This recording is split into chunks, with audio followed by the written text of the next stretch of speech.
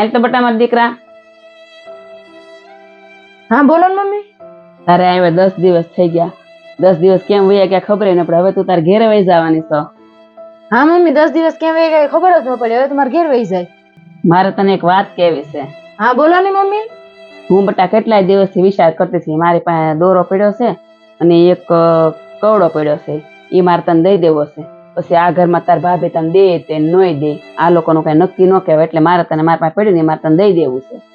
મારે છે ને કાંઈ નથી જોતું. ભાઈ ને ભાભી છે ને મીઠો આવકારો આપીએ ને એમાં જ બધું આવી જાય. મારે તમારી તબિયત બગડી જાય ને ત્યારે ભાઈ ને ભાભી કામ આવશે. હું નહીં આવું. ખરાબ સમય હશે ને તમને તમારી હોશ કામ આવશે. હું નહીં આવું. એને તમે રાજી રાખો. તમે જે મને આપવાનું કહો છો ને એ તમે તમારી વહુને આપો. તમે જે મને આપ્યું છે ને એમાં હું રાજી છું.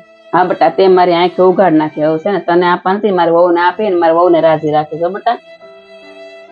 બધું જ પામીને છોડવા માટે અને બધું જ છોડીને પામવા માટે જે જન્મે છે ને એનું નામ જ દીકરી.